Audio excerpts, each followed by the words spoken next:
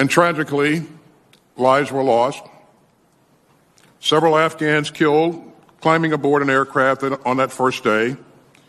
13 brave U.S. service members and dozens of Afghan civilians killed in a terrorist attack on the 26th. And we took as many as 10 innocent lives in a drone strike on the 29th. That was Defense Secretary Lloyd Austin, where he admits, Matt, that in fact they were responsible for the killing of 10 innocent lives from a drone strike that killed 10 Afghans, including 7 children, and also highlighted the tragic loss of the 13 men and women in our military who died at the Kabul airport. This is, I think, revealing, to say the least, of these Pentagon leaders who are speaking at the Senate Armed Services Committee today.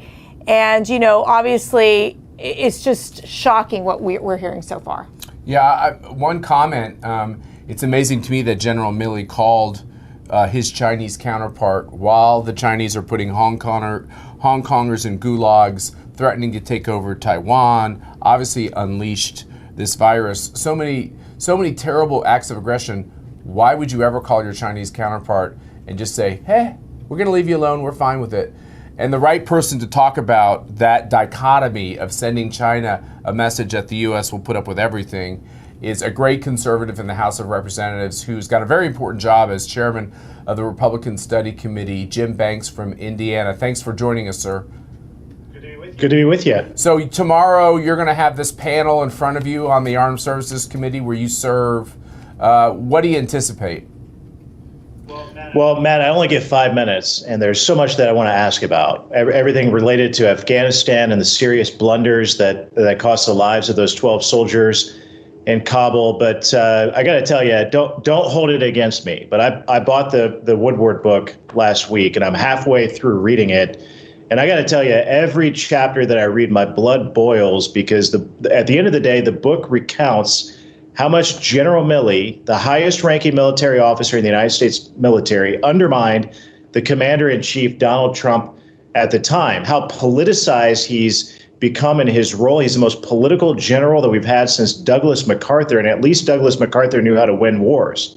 But he's become a very political general, and all along the way undermining the commander-in-chief. The call that he made to his counterpart in China was about how he was going to undermine the president. The book also, and I know the Woodward books aren't always entirely accurate, but the accounts in this book talk about how General Milley was on the phone with Speaker Pelosi after the election in November, and how Speaker Pelosi was talking about how Donald Trump was a madman, how he had mental decline, how he was abusing his power, on and on and on, all the things you would expect Nancy Pelosi to say. And General Milley repeatedly on that phone call said, Speaker Pelosi, I agree with everything that you're saying. So this is a general who's become so political that he's blinded from the reality that he's done more to destroy the apolitical ethos of the United States military than any general I think you can find in American history. That's what I want to talk to him about. How is he going to repair that before he hands over the reins of his important and very powerful job to the next chairman of the Joint Chiefs without doing even further damage? I do have to say the Bob Woodward books are really juicy reads. So when you're done, we get with it, Jim. So we don't have to buy a book. Just send us over the copy, okay? But you got it. But I think when you're talking, it's the only thing we're socialists on. Let's all buy one copy of the Bob Woodward book, and we'll just pass it along to all the conservatives. That's right. Okay. That's right. But with going back to General Milley, he did mention, and I saw this on Twitter, that he called China. He's defending himself, saying that he called China under the direction of then acting Defense Secretary Esper. Do we know if that's the case? I mean, this is where you get into what General Milley did on his own versus defying the commander-in-chief. Well, I can tell you, not to completely ruin the Woodward book, but throughout the first half of the Woodward book that I've read, Secretary Esper plays a prominent role in undermining President Trump, who he disagreed with along the way as well. Disagreements are fine, but when you report to the commander-in-chief, the president of the United States of America, the leader of the civilian leader of our military, and you undermine him in your role either as Secretary of Defense or as the Chairman of the Joint Chiefs, you are circumventing the civilian control of the military that is our tradition and very important to the history of this nation and a very important a foundation of how our military operates. So both of these guys, whether Esper told Milley to do it or Milley did it on its own, it was wrong to undermine the commander in chief. And those are the questions that we have an opportunity to ask Secretary Austin, General Milley, General McKenzie tomorrow about some of these accounts. But at the end of the day, I want to know if General Milley regrets becoming a political figure when the military should never be political, and if he regrets undermining the commander in chief and what he can do to fix that reputation moving forward. I don't think he can. No. I don't think he can fix it. I think he's become too political, and by such he can no longer fulfill the important role that he plays as a leader of our military because he's a political Chairman, figure. let's get to this question that I asked in the introduction. There's this whole question about whether he should have made the call, which you've addressed. Obviously, it's inappropriate. He's defending it in the Senate. He'll defend it tomorrow in the House. But then there's this other question. In the midst of all this China aggression, obviously the virus escaped or was set free from the Wuhan lab. Obviously, the CCP is saber-rattling and taking over Taiwan, just like they have successfully done, unfortunately, in Hong Kong, where people are being arrested, murdered, brutalized, sent to gulags. We know the story of Jimmy Lai, who sits in a Chinese prison cell with no crimes at all. All of this terrible, terrible Chinese aggression. And our top commander calls the general on the other side and says, hey, by the way, we're all cool. Everything's fine. We're never going to do anything aggressive against you. That is outrageous. It is outrageous. I mean, China is the greatest threat that America faces today, both economically and militarily. And General Milley has a long history, by the way, of dismissing the China threat. It wasn't just this single phone call when he was attempting to somehow, by circumventing and undermining the commander-in-chief, the president, and that being President Trump. It wasn't just that he made this single phone call. It's that he has a long history of dismissing China as a military threat to the United States of America. So those are questions that he's going to be asked about today, that we're going to ask him about tomorrow, why he dismisses the China threat when it's obviously real. And that phone call that he made that's recounted in the prologue of the Woodward book with his counterpart in China. Why did he make it? Whether he was instructed to make it or not. I understand he just released the transcripts of that phone call, so we'll be digging through that phone call today as well. But there's no question about it. China is our greatest threat economically and militarily.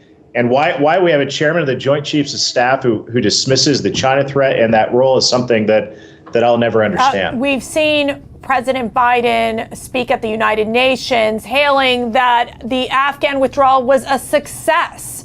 Obviously, with the Pentagon leaders being really the only ones answering the tough questions on Afghanistan, we know that there's still, close to 100 Americans who have been left behind. I just read the New York Times story that now Afghan women are no longer able to attend Kabul University based on the Taliban chancellor's statements. I mean, you're seeing a deterioration in the state with the terrorists, the Taliban in control, hanging dead bodies in the squares. How do you even recover from this mess, Congressman? Yeah, you can't. We've never had a president in the history of this country who knowingly and willingly left Americans behind enemy lines like President Biden did in Afghanistan. I don't know how you recover from that. My only fear is that the American people get so accustomed to crisis after crisis after crisis from this administration that they forget what happened in Afghanistan by the time the midterm elections roll around or by the time we elect a new president in 2024. That's my only fear, because this administration has created a crisis at the border. We have a crime crisis. We have an inflation crisis. What they're trying to do this week and spend an unprecedented amount of money, adding tens of trillions of dollars more to a national debt that's already at almost $30 trillion. The country is weary from what this administration is doing. My only fear is that they forget the catastrophe that happened in Afghanistan because of Joe Biden, General Milley, Secretary Austin, General McKenzie, and all these guys that allowed and caused that catastrophe to happen because of their negligence. Yeah, Congressman, I'm just old enough to remember a time when we put yellow ribbons around trees because the U.S. president, in essence, left Americans behind, and that was at the U.S. Embassy in Tehran. Not that Jimmy Carter wished to do those people any harm, but you always get your people out of an unsafe situation, and he made the wrong decision and acted too slowly.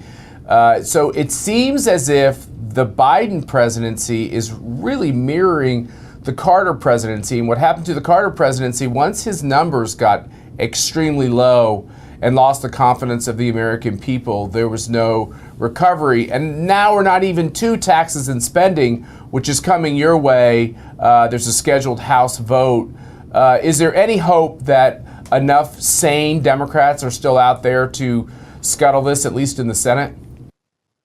Well, it won't be the sane ones who scuttle it. I mean, this is the irony. It'll be the progressive socialist AOC, the wacky wing of the Democrat Party. They're the ones who are going to do in the infrastructure bill because they're not getting what they want. And Pelosi and the I hate to call them centrist or moderates because there's no such thing in today's Democrat Party, but the more traditional Democrat wing, the Pelosi wing, refusing to push the $3.5 trillion reconciliation. Hey, Jim, can I help you understand this? The left wing doesn't know what the far left wing is doing. That's what's going on here. It's a great way to put it. I mean, that's really the truth. And they've already punted. I mean, Pelosi promised the wacky wing, the progressive socialist wing, that the bill would come to a vote on Monday. They punted it until Thursday as they try to cobble together the votes they need to pass it. So I'm still hopeful that we can defeat it. The problem, Matt, is that we have about 10 to 15 Republicans who are going to go along with it as well. And we're trying to educate them and let them know that's a huge mistake. I mean, why any Republican would want to go along with helping the Biden administration pass a piece of legislation, one, that's dangerous, but two, that they're going to go out and campaign on to try to make themselves look like they actually accomplished something. I don't know why any Republican would want to go along with that. Do you think, just real quick, Congressman, will you think the government shut down? Will Nancy Pelosi be able to pass this budget reconciliation bill and also obviously try to pass this infrastructure bill? It all seems very delicate right now. It seems impossible to me. I mean, as far as the government shutdown is looming on Thursday, if they can't pass a continuing resolution, it was shot down in the Senate because it needed 60 votes yesterday, and they only got I think 51 or 52 in the Senate. So they're far away from accomplishing that. But then they want to raise the debt limit because they need to raise the debt limit because they want to pass this $5 trillion in new spending. So raise the limit on the credit card so you can immediately max it out. Again, then you have the reconciliation package, which is the most dangerous bill I've seen ever in my lifetime come to the floor, potentially for a vote, plus the fake infrastructure bill that we're trying to defeat this week as well. So they've got a lot on their plate. It's yet to be determined if they're going to be able to accomplish it. I can guarantee you, though, that Republican Study Committee is leading the fight against all of it. And we're going to continue to do that this week in a big way. Yeah, well, thank you for your leadership, and we'll make sure that our viewers get the information they need so they know what's in these bills and pushing back on these congressmen that are trying to get these bills passed. And thank you, sir, for your excellent 95% lifetime voting record for the American Conservative Union and for America. You do great work, and we appreciate you joining us, and we appreciate every time you come to CPAC. Thank you. Likewise, we appreciate all that you do as well. Have a good day. Okay, Thanks. We'll be right back after this short break.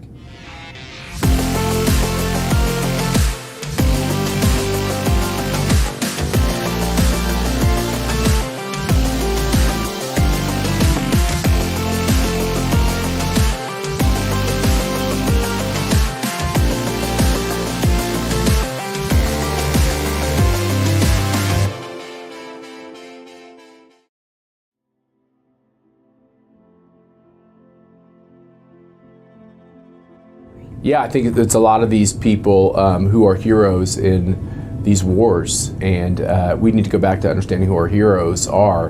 And the high school I went to is named after Father Capon, and he was one of these country priests, signed up to serve in World War II, signed up to serve in the Korean War, really ministered to the men who he was eventually put in one of these internment camps, concentration camps, whatever terrible name there is to describe that hell on earth that these people lived.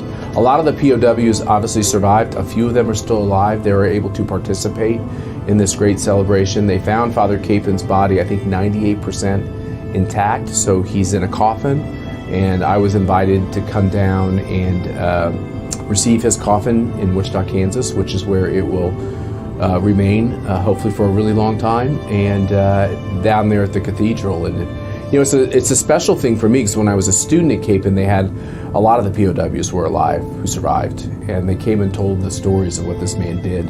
They called him the good thief because he would give up his own food, and he would steal food from the communists, and he would steal medicines, and he would keep their spirits up. And they said he wrote in Latin in one of the tents, "Don't let the bastards get you down." They said he could cuss with the best of the country boys. And he was a gritty, real, holy hero. And for me, what was special is when I worked for Congressman T. Hart, they called me from, I can't remember whether it was the Catholic Diocese or the Catholic High School, but they said, look, we'd like to get this whole thing started with him, correctly getting the Congressional Medal of Honor. So I was able to work with Congressman T. Hart, who was the congressman from Wichita, to get that process started. And Jeff Carrs, our legislative director, worked on that. And it took years, but he eventually got that great honor. And I think that's given a lot of momentum to his cause for sainthood. I don't believe we've had a male American-born saint declared by the Catholic Church. And I can't think of a better case for sainthood. Somebody who didn't do anything particularly famous or magnificent and was just a wonderful person, and served his fellow man and embraced death. The communists tried to break him because they knew he was the linchpin. So they put him out naked in the snow and tried to ask him to renounce his beliefs, his country. He wouldn't do it. Beautiful story.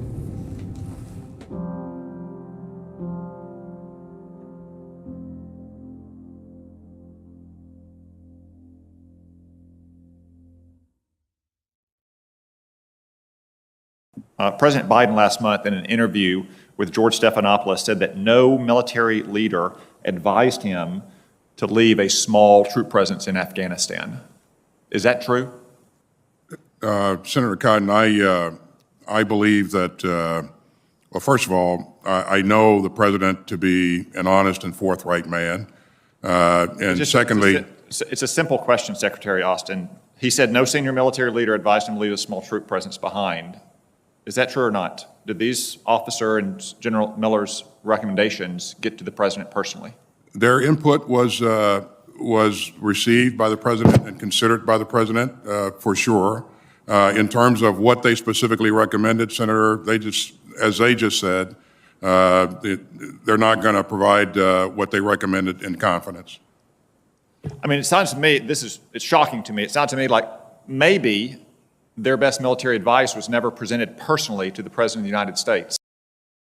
Well, to me, that's a very alarming series of questions and answers, and well done by Tom Cotton. Yeah, I mean, I had a chance to really listen into the hearing, and I think to just put this into perspective, okay, the military leaders were telling Joe Biden at least keep 2,500 troops on the ground in Afghanistan so that there wouldn't be a rapid collapse of the country. First of all, there should have never been a collapse of the country. And apparently, Joe Biden responds at an ABC interview, "No one said that to me that I can recall." So there is a huge disconnect as to what Joe Biden might have heard or not heard, and what the military leaders are saying. Either that, or the military leaders are basically washing their hands off of this, saying, this is the advice we gave to the president, but he chose differently. What do you think, Matt? Well, I think that what's happening in the Biden administration is there's a period of time in the day when the president is engaged. And we've had this with previous presidents. It's not that unusual. Right. Well, it actually is unusual, Right. but it's not unprecedented. Right. And I think you work through staff. I think these cabinet secretaries are mainly working through staff. Mm-hmm. And Tom Cotton really narrowed down on this question on the all-important question of if we pull out of Afghanistan, how we pull out of Afghanistan. If you can both pull out of Afghanistan and leave a small footprint of the military there to make sure you don't have complete chaos, which we have done all over the globe. I think it went through staff. I have a feeling that Joe Biden is not well versed on what his team thought the options were. There was also some line of questioning on the Afghan president leaving so suddenly. The military leaders basically said how he should have never left like that. But my question was, well, how can that Afghan president stay if the U.S. troops are abandoning both the president and the Afghan forces on the ground? So I think that's also a very important question to understand. I really felt that it was a lot of the blame game happening here. The military leaders saying, not my fault. This is the fault of the Afghan forces.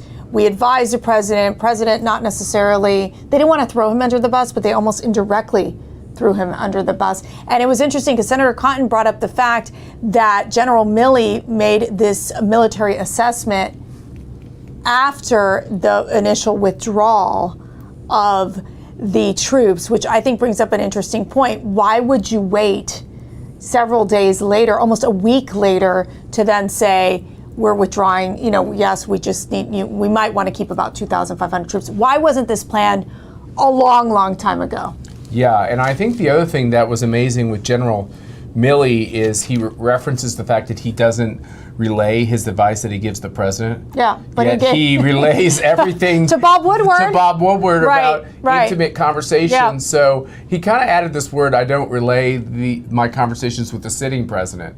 That man has a very interesting way of bobbing and weaving around his own. No kidding. But just to make this clear, Kabul fell on August 15th, and it took till August 25th for General Milley to provide the military assessment to President Biden. Are we kidding ourselves? Yeah. Like, this is no way to quote unquote exit a country and leave it in ruins, as we have seen. And we have a situation room in the White House. Mercy's been in it, and it's there because it's an around-the-clock job. You find out this stuff in real time. Right. Camp David, when the president's in Air Force One, you have the technology. So there's no reason not to why have all of these conversations wouldn't happen at the moment. Interestingly enough, I was one of the military leaders that talked about the importance of protecting the embassy. As we know, the U.S. lost control of its U.S. embassy very much early on when Kabul fell. And the fact is that Biden failed once again to get Americans out of Afghanistan safely. We still have about 100 Americans left behind. And he did say, President Biden said, we will leave no one behind, once again lying to the American people. Yeah, I mean, this is very troubling. And it's going to, you read about what happened in the House as well. I mean, this is troubling stuff. There's a couple other news items we want to get to. We just saw White House Press Secretary Jen Psaki make some comments on United Airlines, basically saying that more companies should follow the example of United Airlines, which imposed a vaccine mandate in which unvaccinated employees are fired or put on unpaid leave for upholding their either religious beliefs or medical exemptions. Let's take a listen to what Jen Psaki had to say. Well, there are a number of businesses that have already implemented it, even before, or already implemented, I should say, their own requirements, even before the OSHA rulemaking had happened. So, and some of those businesses are in Chicago. United is an example, obviously. They implemented a vaccine mandate several weeks ago, and they now have had a huge increase in the number of employees who've been vaccinated. So what the president's going to continue to do is lift up private sector companies and businesses that have already put in place mandates, even as the rulemaking process is ongoing. Now, Matt, here at American Conservative Union, we put up a petition for people to sign. We've gotten thousands of people who have signed on to the petition opposing the United Airlines vaccine mandate, basically putting unvaccinated individuals in a very tough position. Not only this is happening in United Airlines, but we are seeing more and more Americans stand up against the vaccine mandate. Your thoughts? Well, first of all, you can go to our website at conservative.org, and we'll put it up on the screen so you have the information to go sign on this petition. But here's the thing about all the numbers that come out. So, the numbers Stuart Varney was talking about on Fox, how the numbers are really coming down on the Delta variant. But how do you really know all these numbers? It's like an alphabet soup. But here's what I do know. There's a large percentage of Americans who have had Chinese corona. And every doctor I talk to says that natural immunity is better than any shot. So they are literally firing people from these companies who've already had the virus and survived, which 99.9% of the people do. So, that's not even taken into consideration. So you say an exemption, like a religious exemption, which I believe should be very big, very vigorous. But what about if you just had it already? Right. You know, we're in an insane time. There's a great governor, the governor from New York. She's not great. I just want you to know. It's a great. She made an interesting comment where she was like, "Well, you know, all of the organized faith leaders are basically saying like there's no religious exemption. They're all for the vaccine." Right. And I'm like thinking to myself, are you the governor? Or are you like a pastor or a minister or something? Let me be very clear. Our religious rights in the First Amendment, and we're a member of a church, has nothing to do with the leader of a church. It has to do with an individual American believing they decide how they practice their religion and how it will be governed. Hey, Regina, put up that tweet again. It's so interesting. The one of Governor Kathy Hochul asking members of a Brooklyn church to, quote, to be my apostles, she's no Jesus, that's for sure, to promote New York's vaccine mandate agenda as unvaccinated individuals. Listen to this, Matt. I just can't believe it. Quote, aren't listening to God and what God wants. Are we kidding ourselves? Seriously? The pro-abort governor is telling us what God wants from us, and that those unvaccinated people, that they have to get vaccinated because God is saying you need to get vaccinated. How clueless, how, as you love using this term, unchurched that woman is. She's unchurched. But here's what's really crazy.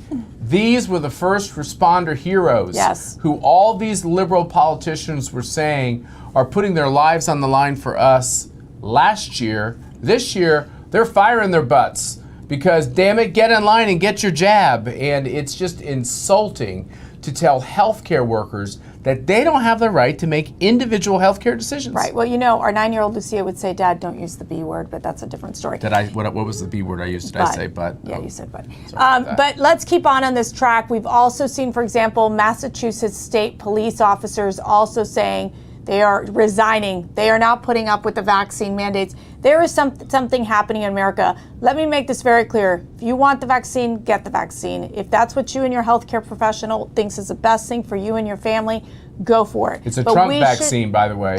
Go get it. Multiple Trump vaccines. It's the Trump. That Kamala didn't even want. She didn't want to take it. It's the Trump vaccine, but it's the Biden booster. That's what you got. Biden booster shot. Yeah. That's clever. I'm very good at You're this. very good at marketing. Yeah. Let's shift gears over to the border. I got to tell you, I can't believe the administration put out Secretary Alejandro Mayorkas on Sunday television. He just got crushed by all these different, even like the leftists. We should do a weekly contest. Who is the least articulate member of the Biden cabinet? Well, because the Secretary of Defense is pretty rough, but now we got the Secretary of Homeland Security. Biden wins every week. He can't put a sentence together, and he doesn't even take questions. And the great thing about Kamala Harris is she doesn't talk at all. She doesn't. No. All she does is cackle. As she goes to parties and has receptions at the vice president's residence. But I sent out a tweet basically saying the DHS secretary is sending a message to illegal immigrants to come to America because it's easy to get in. This goes against their position of closing the border. Remember, they've been saying the border is closed, do not come. The border is closed, do not come. We know not only the chaos that happened with the over 12,000 Haitian migrants that mostly have been released into the interior of the United States. We're seeing another caravan coming our way. This problem will not stop. And you were over at Victoria's Voices events this week at the board meeting. And walk us through what you learned when it came to the opioids crisis and how this connects to the border.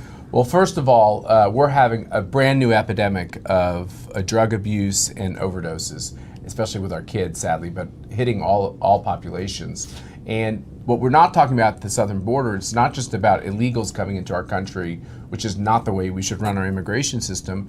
The cartels that are controlling the border are allowing massive amounts of drugs. They're saying 50% more illegal drugs are getting through the southern border, and unfortunately they're ending up in the bodies of our children, and there's a new epidemic of kids dying. And what you learn with all this fentanyl that comes into the country is it just takes trace amounts in a pill or dropped into a drink or whatever to end a young person's life, really end anyone's life. And we're seeing all the sheriffs, and I talked to several during the foundation board meetings, The sheriffs are ringing the alarm bells, and they are calling the Biden administration, and they're saying, please, we know your politics is to allow as many illegals to come into this country and hope to turn them into voters, but what you're actually doing is you're risking this kind of order in society. And look, a kid can take one pill, not know what's really in the pill, because they have all these pill makers that you can order on eBay and online, and it's really important that we talk to our kids about that. You know, one hit on a vape device can have something in it that they had no intention of ever taking, and that's the kind of stuff that's happening all over the country. So the border is not just about how many Haitians come in. The border is about us policing this illegal activity, and we don't even talk about the human trafficking. The human trafficking that's coming in through the southern border, it is so sad, and it's the morally right thing to have a border that is governed. Right. Otherwise, we'll have chaos. And you know what Mayorkas said? He actually said, well, we can't adopt the inhumane policies of President Trump, but it is actually the Biden administration that is supporting inhumane policies that are putting young women, young children at risk by allowing for these open border policies. Matt, you had a piece come out in Real Clear Politics this week. It is a must read. It was an analysis on the midterm elections. Two unique, powerful forces will influence the midterms. Tell us about this interview. Tell us what you predict will be the big impact on the midterm elections. Well, I mean, there's two things, right? The first thing is Donald Trump is having an imprint on who the candidates are and who the Republican nominees are, and he's going everywhere. Like he just had another huge rally in Georgia. Right. He's going into these important states and he's standing with these candidates. It's kind of make it or break it for Donald Trump. If we don't do well in the midterms, his imprint's going to be on that loss. But if we do well, and I think we're going to do really well, like no other president before him, and in his case a former president, he'll get a lot of the credit for what happened in these midterm elections. Right. And why is that important? Well, there you have this 2024 question. Who's our nominee? Is he running? Is he not running? Will other people run? And, I think it's going to be just as interesting as 2016 was. Fascinating. And just to wrap up, you've been gone for like 5 or 6 days. It was a long 5 or 6 days, by the way.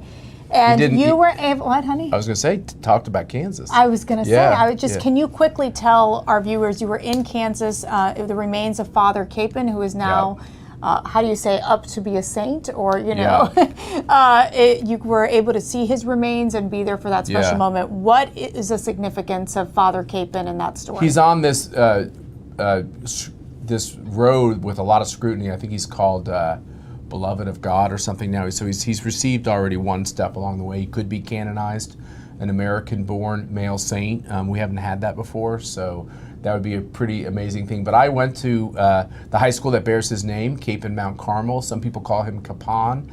Some people say that when he was in Korea, he referred to himself as Capon, but that's a little Kansas. And he was a chaplain. He was a chaplain. Here's a great story. He was just a simple priest from Pilsen, Kansas. Right.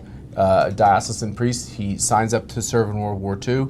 He was the unusual person that then went back up and enlisted to go to Korea. He was eventually put in an internment camp with a whole bunch of our warriors, and he turned out to be the most inspirational figure for all of these people of different faiths. He used to pray with all of them in their faith. He used to say the rosary to everybody. He was called the good thief. He used to steal food and medicine for the prisoners and bring it back to them. And they said what was amazing about him was all night while they were trying to sleep and repair their bodies, he would go around helping, administering to the men and getting them the food that they needed. So, a simple man and a man who served others. And I like to call him the holy hero. And I wonder what this man who believed fervently in America and against communism, I always wonder, as he's looking down from above, which I'm confident he is, I wonder what he thinks about what's all going on in this country. Yeah. Well, Father Capon, pray for us. Pray for us. And I just want to say, if you have any daughters or a sister who's single, have them find a good Midwestern guy. They're the very best. It's the heartland of America. I found one. He's not too bad. Oh, you're nice. Thank you.